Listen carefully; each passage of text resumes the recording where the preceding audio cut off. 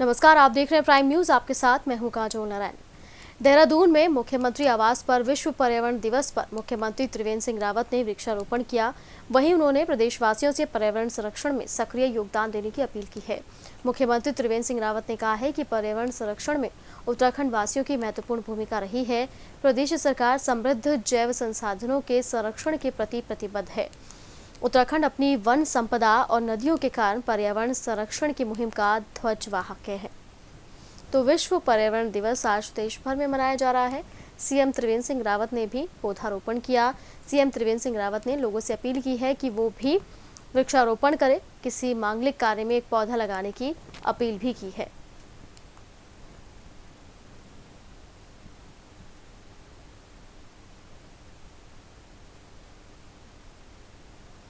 तो देहरादून से तस्वीरें आप देख रहे हैं। सीएम त्रिवेंद्र सिंह रावत पौधारोपण करते हुए। आपको बता दें कि आज विश्व पर्यावरण दिवस है।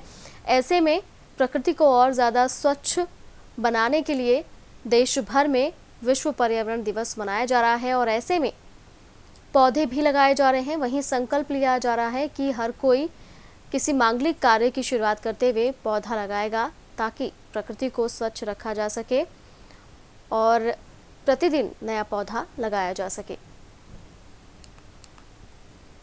मित्रों, उत्तराखंड देवभूमि है और हम सब लोग प्रकृति के बहुत नज़दीक रहते हैं और एक तरह से हम प्रकृति पूजक हैं। उत्तराखंड वो धरा है जहाँ पर आज भी 71% के लगभग वन क्षेत्र है और 48% भूभाग हमारा वनों से आच्छादित है। ये वो भूमि है जहाँ पर चिपको आंदोलन की शुरुआत हुई। एक दूरस्थ गांव रेणी में गौरा देवी जैसी महिला ने और दुनिया को पर्यावरण के प्रति जागरूक करने का काम किया और वृक्ष बचाने के लिए उन्होंने अपनी जान की भी परवाह नहीं करी। मैं आज आप सबसे ये अपील करता हूं कि विश्व पर्यावरण दिवस के अवसर पर हमें संकल्प लें कि हमारे घर में कोई भी मांगलिक कार्य होता है, शादी है, कोई नया मेहमान घर में आता है, कोई जन्मदिन हो सकता है, किसी को किसी दिन नौकरी मिली होगी, कोई रोजगार मिला होगा, हम उस दिन को चिरस्थायी बना सकते हैं एक वृक्ष लगा करके। जो हमारे पितृ हैं, जो नहीं रहे, हम उनको भी यादगार के रूप में संजो कर रख सकते हैं। उनकी स्मृति में कोई एक पेड़ हम अवश्य लगाएं। हम अपने गृह प्रवेश के अवसर पर घर के अंदर एक फलदार वृक्ष लगा सकते हैं। आइए विश्व पर्यावरण दिवस के अवसर पर हम इस संकल्प से जुड़े। बहुत बहुत शुभकामनाएं। और देहरादून से मेरे सहयोगी सुनील राज मेरे साथ फोन लाइन पर जुड़ गए हैं। सुनील, विश्व पर्यावरण दिवस आज पूरे भारत में मनाया जा रहा है। सीएम त्रिवेंद्र सिंह रावत ने भी वृक्षारोपण किया। क्या कुछ जानकारी मिल रही है किस तरह से सोशल डिस्टेंसिंग के साथ वृक्षारोपण किया जा रहा है पूरे उत्तराखंड में? जी काजल, मैं आपको बता दूं कि आज 5 जून यानी विश्व पर्यावरण दिवस के मौके पर मुख्यमंत्री त्रिवेंद्र सिंह रावत ने सीएम आवास पर वृक्षारोपण किया। इस दौरान जब मुख्यमंत्री त्रिवेंद्र सिंह रावत से बातचीत हुई तो उन्होंने साफ तौर पर एक संदेश दिया और प्रदेशवासियों से अपील की है कि पर्यावरण दिवस के मौके पर ही नहीं, अन्य दिनों जैसे किसी का कोई जन्मदिन होता है या घर में कोई नया मेहमान आता है या फिर शादी का समारोह होता है, तमाम दिनों को लेकर एक नया पौधा लगाएं ताकि हम जो पर्यावरण है उसको सुरक्षित रह सकें। इसी को लेकर मुख्यमंत्री त्रिवेंद्र सिंह रावत अभी सचिवालय स्थित वीडियो कॉन्फ्रेंसिंग कर रहे हैं और भारत सरकार के साथ तमाम जो पर्यावरण और वन मंत्रालय उससे संबंधित अभी बैठक भी ले रहे हैं। इस संबंध में क्या कुछ खुलकर वो मुख्यमंत्री त्रिवेंद्र सिंह रावत कहेंगे, वो थोड़ी देर बाद ही आपको जानकारी दे दी जाएगी। लेकिन एक बात साफ है कि जिस तरह से लगातार हम वन को और नदियों को बचाने के लिए लगातार प्रयास कर रहे हैं, वहीं दूसरी तरफ जो चुनौती सरकार के सामने ये है कि लॉकडाउन के दौरान जो पर्यावरण की सेहत सुधरी है उसको मेंटेन कैसे रखा जाए, ये सरकार के पास एक चुनौती, सरकार के लिए एक चुनौती है। इस कुछ को लेकर भी मुख्यमंत्री त्रिवेंद्र सिंह रावत और वन मंत्रालय और वन विभाग ये तमाम कोशिशें कर रहे हैं कि इसको मेंटेन रखते हुए हम किस तरह आगे बढ़े। जी बिल्कुल सुनील, शुक्रिया तमाम जानकारी पहुंचाने के लिए। तो देहरादून में सीएम त्रिवेंद्र सिंह रावत ने लोगों से अपील की है कि वो किसी भी मांगलिक कार्य की शुरुआत करने से पहले एक पौधा जरूर लगाएं और खुद भी उन्होंने सीएम आवास पर एक वृक्षारोपण किया है। साथ ही साथ सभी से अपील की है कि वो सोशल डिस्टेंसिंग के साथ आज बाहर निकले और अपने घरों के आसपास पौधे जरूर लगाएं।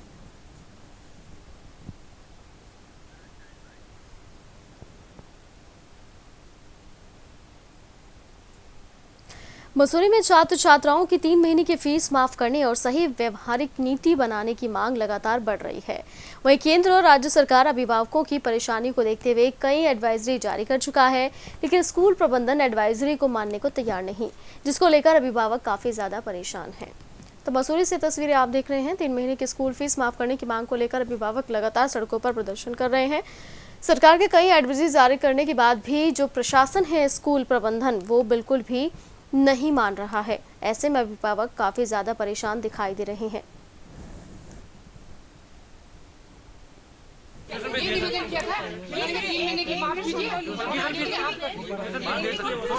तो 3 महीने की स्कूल फीस माफ करने की मांग लगातार अभिभावक कर रहे हैं। उनकी तरफ से कहा जा रहा है कि लॉकडाउन में ना तो किसी की आर्थिक मदद हो पा रही है, ना ही आर्थिक सहायता वो अपनी खुद की कर पा रहे हैं। ऐसे में स्कूल की फीस नहीं भर सकते। सरकार की तरफ से एडवाइजरी जारी की गई है, लेकिन स्कूल प्रबंधन एडवाइजरी जाने के लिए तैयार नहीं है। तो ऐसे में स्कूल प्रबंधन और अभिभावकों के बीच लगातार बहस हो रही है। तस्वीरें आप देख सकते हैं, मसूरी की तस्वीरें हैं। तो अब लॉकडाउन के सबकी आर्थिक स्थिति खराब हो रखी है और स्कूल से भी प्रेशर आ रहा है कि आप 3 महीने की फीस जमा कराइए। तो इस समय हमें इतना भारी पड़ रहा है कि इसलिए आज हम सब लोग स्कूल में इकट्ठा हुए कि प्रिंसिपल साहब से थोड़ा अपना आवेदन रखे कि क्या बताते हो। तो हमने यही मांग रखी थी कि फिलहाल जो 3 महीने लॉकडाउन चला है उसकी फीस माफ कर दीजिए। ऐसी है, कोई फीस देने लायक नहीं। बस यही एक रिक्वेस्ट मेरी मैनेजमेंट से है, सेंट क्लेयर स्कूल से, कि कृपया 3 महीने की फीस माफ़ करके जो आगे अगर स्कूल चलता है तो उसमें 50% का आप लीजिए, ट्यूशन फीस लीजिए। हम मना नहीं कर रहे हैं क्योंकि टीचर्स भी मेहनत कर रही हैं। हम ये नहीं बोलेंगे कि टीचर्स मेहनत नहीं करें, लेकिन उसमें बिल्कुल इंक्रीमेंट ना हो, उसे बढ़ाया ना जाए, पूरे साल भर ना बढ़ाया जाए। कहने का मतलब ये कि जो 50% ट्यूशन फीस है वही ली जाए साल भर तक। जिस प्रकार से अर्थव्यवस्था बिगड़ गई है, तो हमारे यहाँ मसूरी के जितने अभिभावक हैं ये फीस देने में नाखुश हैं। स्कूल बंद हैं, ऑनलाइन एजुकेशन से अधिकांश परिवार जो हैं वो पूर्ति नहीं कर पा रहे हैं। तो इसी संदर्भ में आज सेंट क्लेयर स्कूल के अभिभावक स्कूल प्रिंसिपल स्कूल ऑफिस पे पहुंचे थे और अपनी मांग रखी, जिसमें 3 महीने की फीस कटौती की मांग रखी है। आने वाले समय में सिर्फ ट्यूशन फीस की बात करी है। जिस प्रकार से राज्य सरकार, केंद्र सरकार द्वारा वादा करा गया था, बोला गया था कि किसी भी अभिभावक से फीस नहीं मांगी जाएगी और अगर मांगी जाएगी तो सिर्फ ट्यूशन फीस मांगी जाएगी। इन्हीं बातों को लेकर आज हमारी बात हुई है और जल्द ही हम जिला शिक्षा अधिकारी से बात करेंगे और उम्मीद करेंगे कि आने वाले समय में किसी भी पर्यटक, किसी भी हमारे अभिभावक को किसी भी तरह की परेशानी ना हो। और ज्यादा अपडेट के साथ मेरे सहयोगी सुनील सोनकर मेरे साथ फोन लाइन पर जुड़ गए हैं मसूरी से। सुनील, अभिभावक लगातार मांग कर रहे हैं कि 3 महीने की स्कूल फीस माफ कर दी जाए बच्चों की, लेकिन सरकार की एडवाइजरी जारी की हुई है। स्कूल प्रबंधन मानने के लिए तैयार नहीं है। अभिभावक क्या मांग कर रहे हैं, स्कूल प्रबंधन की तरफ से क्या कुछ कहा जा रहा है?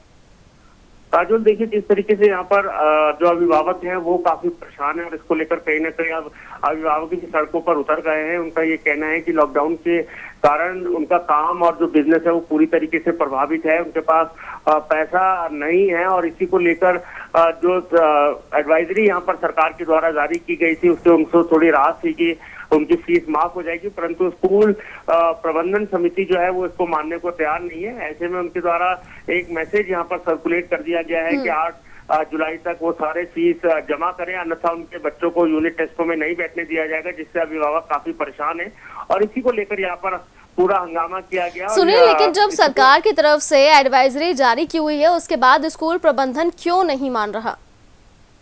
देखिए, क्योंकि ये पूरी हठधर्मिता है स्कूल प्रशासन की और इसी की शिकायत अब कहीं ना कहीं अभिभावक एसडीएम मसूरी और अन्य उच्च अधिकारियों से करने जा रहे हैं। उनका ये कहना है कि ऐसे स्कूलों पर कार्रवाई होनी चाहिए। और इस संबंध में जब हमारी एसडीएम मसूरी से बात हुई तो उन्होंने कहा कि पूरे मामले को यहाँ पर देखा जा रहा है और जो भी स्कूल पर एडवाइजरी नहीं मानेगा उसके खिलाफ यहाँ पर कार्रवाई की जाएगी। बिल्कुल, बहुत शुक्रिया सुनील तमाम जानकारी पहुंचाने के लिए। तो देखा आपने मसूरी में किस तरह से स्कूल प्रबंधन मनमानी कर रहे हैं। सरकार के कई एडवाइजरी जारी करने के बाद भी 3 महीने की स्कूल फीस माफ करने के लिए स्कूल प्रबंधन तैयार नहीं है, जिसकी वजह से अभिभावक काफी ज्यादा परेशान दिखाई दे रहे हैं।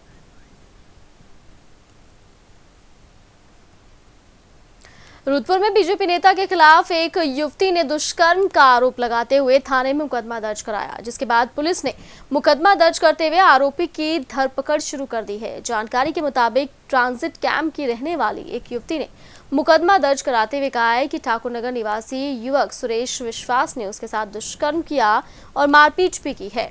आरोपी युवक ने उसकी अश्लील फोटो सोशल मीडिया पर वायरल करने की धमकी दी है, जिसके बाद पीड़ित युवती ने मामले में ट्रांजिट कैंप पुलिस से न्याय की गुहार लगाई थी। मामले में थाना पुलिस ने आरोपी के मुकदमा दर्ज करते हुए जांच शुरू कर दी है। आरोपी युवक सुरेश विश्वास बीजेपी नेता भी है। तो रुद्रपुर से खबर सामने आई है, जहां पर एक महिला ने बीजेपी नेता पर दुष्कर्म और मारपीट का आरोप लगाया। मामले की जांच में फिलहाल पुलिस जुटी हुई है। ट्रांजिट कैंप की रहने वाली ये महिला, जिसने थाने में तहरीर दर्ज कराई है कि बीजेपी नेता ने उसके साथ दुष्कर्म किया है, साथ ही साथ उसके अश्लील फोटो सोशल मीडिया पर वायरल करने की धमकी भी दी है। तो ऐसे में फिलहाल पुलिस इस पूरे मामले की जांच पड़ताल में जुटी हुई है। एक युवती ने एक एफआईआर दर्ज कराई है कि सुरेश विश्वास नाम का व्यक्ति जो ठाकुर नगर का रहने वाला है, उसने उसके साथ शारीरिक शोषण किया है और अब जो है उसको धमकी दे रहा है और जबरदस्ती करता है। इस संबंध में थाने पर मुकदमा पंजीकृत हुआ है, जिसकी इन्वेस्टिगेशन जारी है। तो अब पुलिस ने उसमें 376, 504, 506 में मुकदमा पंजीकृत, आईपीसी में मुकदमा पंजीकृत है, उसकी विवेचना चल रही है और महिला के 164 के बयान कराने के बाद जो भी आगे की लाइन होगी, जैसा भी होगा तो उस तरह कार्रवाई की जाएगी। और ज्यादा जानकारी के साथ मेरे सहयोगी शाहिद खान मेरे साथ फोन लाइन पर जुड़ गए हैं। शाहिद, जो महिला आरोप लगा रही है बीजेपी नेता पर दुष्कर्म का, इस पूरे मामले में पुलिस ने किस तरह से जांच की है? काजल, बताना चाहूंगा, एक महिला ने बीजेपी नेता पे दुष्कर्म के खिलाफ तहरीर दी थी, तो पुलिस ने 376, 504, 506 के तहत मुकदमा दर्ज कर लिया और उसके खिलाफ जांच की जा रही है। और जो पुलिस का ये कहना है कि जो महिला आरोप लगा रही थी कि अश्लील फोटो उसके पास है और वो वायरल करने की धमकी दे रहा है, तो यहाँ के टेलीकॉम के जो एसओ है विद्या जोशी, उनके द्वारा इसकी जाँच की जा रही है और पता लगाया जा रहा है इसमें कितनी सच्चाई है। बिल्कुल, शुक्रिया तमाम जानकारी पहुंचाने के लिए शाहिद। तो रुद्रपुर से पूरा मामला सामने आया, जहां पर एक महिला ने बीजेपी नेता पर दुष्कर्म का आरोप लगाया है। बताया जा रहा है कि महिला की तरफ से कहा गया कि उसके साथ मारपीट भी की गई, साथ ही साथ उसके अश्लील फोटो सोशल मीडिया पर वायरल करने की धमकी भी दी गई है।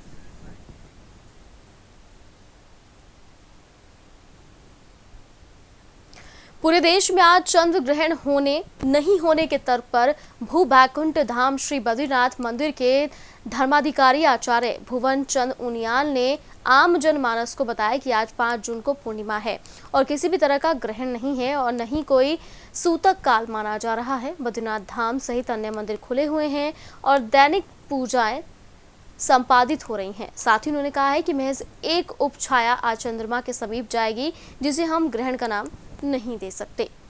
तो बद्रीनाथ धाम सहित अन्य मंदिर खुले रहेंगे, आचार्य भुवन की तरफ से कहा गया है। साथ ही साथ उन्होंने कहा कि सिर्फ एक छाया मात्र चंद्र के पास दिखाई देगी, इसे हम ग्रहण नहीं मान सकते हैं।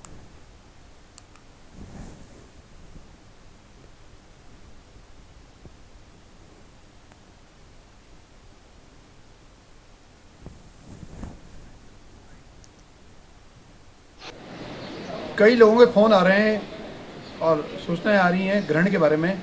मैं आपसे निवेदन करना चाहता हूं कि आज 5 तारीख पूर्णमासी, लेकिन आज ग्रहण बिल्कुल नहीं है। एक उपछाया चंद्रमा के पास जाएगी, उपछाया कोई ग्रहण नहीं होता है, तो ना इसका सूतक पातक न ग्रहण। तो आज भारत वर्ष के तमाम मंदिर खुले हैं। हाँ, 21 तारीख जून को दिन में सूर्य ग्रहण है और ऑस्ट्रेलिया, अफ्रीका से लेकर भारतवर्ष में पूरा सूर्य ग्रहण रहेगा, लेकिन ये 21 जून को है। आज ग्रहण की स्थिति बिल्कुल नहीं है। और ज्यादा जानकारी के साथ मेरे सहयोगी संजय कुमार मेरे साथ फोन लाइन पर जुड़ गए हैं। संजय, लगातार हम देख रहे हैं कि चंद्र ग्रहण होने की बात कही जा रही है कि आज रात चंद्र ग्रहण होगा, लेकिन बद्रीनाथ धाम सहित अन्य मंदिर खुले होने की जानकारी दे रहे हैं आचार्य भुवन। क्या कुछ कहा जा रहा है, क्या ये चंद्र ग्रहण नहीं है? जी काजल, मैं आपको बता दूं कि जो गुरु बैकुंठ धाम बद्रीनाथ है, ये 4 धामों में सर्वश्रेष्ठ धाम है। यहाँ के जो आचार्य धर्माधिकारी थे, इनका कहना है कि देश के कोने कोने से आज इनको लगातार फोन से संपर्क किया जा रहा है इनसे कि ये जो सिचुएशन बनी हुई है कि आज चंद्र ग्रहण की छाया पड़ेगी नहीं पड़ेगी, उसको लेकर के इन्होंने आज सुबह अपने वक्तव्य जारी किए हुए हैं कि जो ये चंद्र ग्रहण है इसका कोई सूतक काल नहीं होगा। देश के जितने भी धार्मिक प्रतिष्ठान है, मंदिर है, मठ है, सभी खुले रहेंगे और देर रात को जो थोड़ी सी इसकी छाया, जो एक छाया होती है, जो ग्रह नक्षत्र के हिसाब से जो छाया होती है, वो छाया इससे बगल से होकर गुजरेगी और इसको हम सूतक काल नहीं मान सकते। और उन्होंने पूरी तफसील से जानकारी दी है कि ये ग्रहण काल नहीं माना जाएगा और ये चंद्र ग्रहण नहीं है। जी बिल्कुल, शुक्रिया संजय तमाम जानकारी पहुंचाने के लिए। तो आचार्य भुवन जो कि बद्रीनाथ धाम के पुजारी हैं, उनकी तरफ से कहा जा रहा है कि आज चंद्र ग्रहण नहीं है, एक छाया जरूर चंद्र पर पड़ेगी लेकिन सूतक काल नहीं होगा, इसलिए हम इसे चंद्र ग्रहण नहीं कह सकते।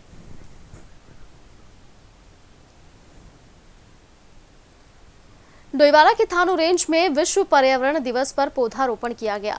वहीं लोगों ने पीपल का पौधा लगाकर पूजा भी की। रेंजर उदय गौड़ के साथ ग्राम प्रधान और क्षेत्र के लोग मौजूद रहे। रेंजर उदय गौड़ ने कहा है कि आज विश्व पर्यावरण संरक्षण दिवस है और जिस तरह से कोरोना महामारी का सामना देश कर रहा है, उसे देखते हुए हम सबको अलर्ट होना पड़ेगा और पर्यावरण को संतुलित कर हर व्यक्ति को पौधा लगाकर पृथ्वी के जल, जंगल और पशु पक्षियों को बचाना होगा, तभी हमारा पर्यावरण संरक्षित हो पाएगा। तो विश्व पर्यावरण दिवस के मौके पर डोईवाला में कई लोगों ने पौधारोपण किया है, आप देख सकते हैं इन तस्वीरों में। साथ ही साथ संकल्प लिया है कि पृथ्वी पर जल, वन्य जीवों को बचाना है और इन्हें बचाने के लिए हमें ज़्यादा से ज़्यादा पौधे लगाने होंगे ताकि हमारा पर्यावरण जो है वो स्वच्छ हो सके और जो जीव जंतु है वो खुली सांस ले सके।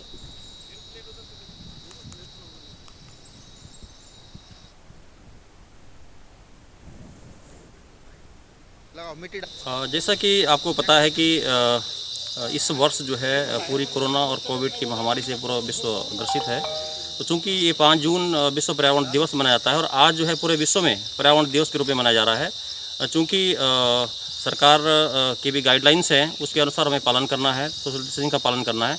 उसके बावजूद हमारे यहाँ पर जनप्रतिनिधि और कुछ हमारे विभाग के लोग आए हैं। हम लोगों ने यहाँ पर अभी आज जो है बारिश हुई है कल, तो आज मौसम की शुरुआत हुई है मानसून की। ऐसा लग रहा है कि जैसे मानसून आने वाला है। तो प्री मानसून के तहत हम लोग यहाँ पर जो है आज पीपल के पेड़ हमने लगाए हैं और एक संदेश दिया है कि सभी लोग जो हैं इस वर्ष जो है अधिक से अधिक पेड़ लगाएं, क्योंकि आप देखते हैं कि जंगलों में जो है काफ़ी वाइल्ड लाइफ आजकल विचरण कर रही है और पुराने पेड़, चूँकि पेड़ भी बूढ़े होते हैं, वो भी मरते हैं, तो उनकी जगह नया पौधा उगाना चाहिए और हम सबका कर्तव्य बनता है कि पर्यावरण की रक्षा करें। डोईवाला में मौसम का मिजाज बदला है। क्षेत्र में कल से हो रही बारिश के चलते तापमान में काफी गिरावट आई है, जिससे लोगों को भीषण गर्मी से राहत मिली है। वहीं इस बारिश से किसानों की फसल को काफी फायदा हुआ है। मौसम विभाग के अनुसार अगले 2 दिन तक क्षेत्र में भारी बारिश रहेगी। मौसम का मिजाज बदला हुआ दिखाई दे रहा है, जिसके बाद भीषण गर्मी से लोगों को राहत भी मिली है। साथ ही साथ किसानों की जो फसल है उसे भी काफी फायदा हो रहा है। मौसम विभाग की तरफ से कहा जा रहा है कि आने वाले दिनों में भी ये बारिश लगातार जारी रहेगी।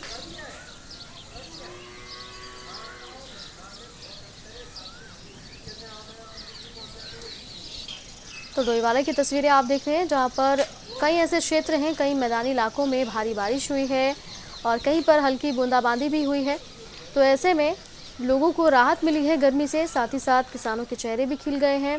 मौसम विभाग की तरफ से भी ये जानकारी दी जा रही है कि आने वाले दिनों में भी बारिश हो सकती है। तो ऐसे में मौसम खुशनुमा बना रहेगा।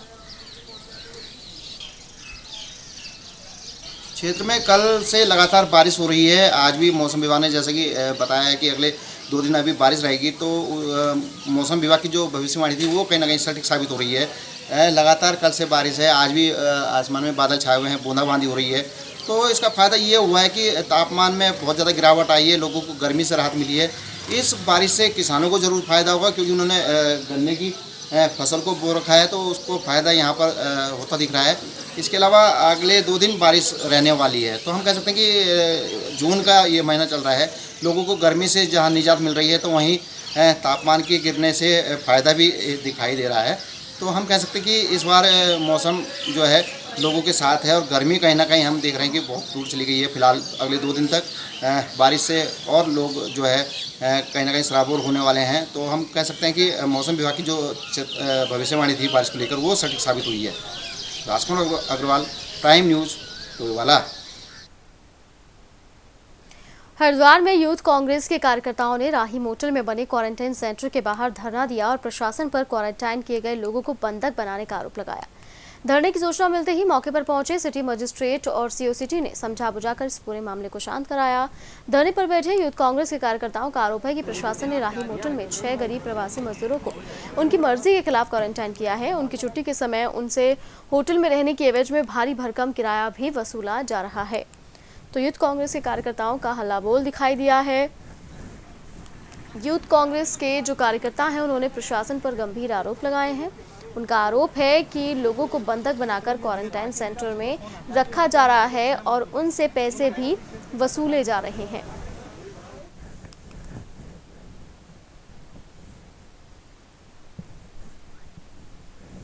से 6 लोग ऐसे हैं जो किराया देने में सक्षम नहीं है और अंदर उनको बंधक बना के रखा हुआ है। ये सब लोग हरिद्वार के स्थानीय लोग हैं, कुछ इसमें से आंध्रा से आए थे, कुछ बाहर से आए थे। ये कुछ मांग कर रहे हैं प्रशासन? हमारी मांग ये है कि सरकार को चाहिए कि सरकार की जिम्मेदारी है, जो गरीब मजदूर है और जिसको यहाँ क्वारंटीन किया गया है वो अपने स्तर से इनको सकुशल इनके घर पहुँचाए। क्या गरीब होना अपराध है? क्या एक मजदूर होना अपराध है? और आज भी सिटी मजिस्ट्रेट साहब और सीओ साहब आए और उनका फिर वही ढुलमुल रवैया कि देखेंगे और करेंगे। हमें जो जानकारी है कि वो पेड व्यवस्था थी इसमें, तो उसमें बहुत नॉमिनल चार्ज लगाया गया था। उसी में आज इनका चूँकि इनको यहाँ से घरों को रवाना किया जा रहा था, जिसमें मैक्सिमम लोग जा चुके हैं। कुछ ऐसे लोग हैं जिनके द्वारा ये कहा गया कि उनके पास अभी कुछ इंतजाम नहीं है पेड करने के लिए। उसके लिए भी हमने अभी सिटी मजिस्ट्रेट साहब भी मौके पे हैं, मैं भी मौके पे हूँ। हमने जिलाधिकारी महोदय के संज्ञान में इस चीज़ को लाया है, तो जो भी उसमें डिसीजन होगा उसके हिसाब से इनको अवगत करा के इनको इनके घरों को रवाना करा देंगे। हरिद्वार में गुरुकुल कांगड़ी विश्वविद्यालय में कुलाधिपति की फर्जी मेल बनाकर कर्मचारी को भ्रम फैलाने की कोशिश का मामला सामने आया है।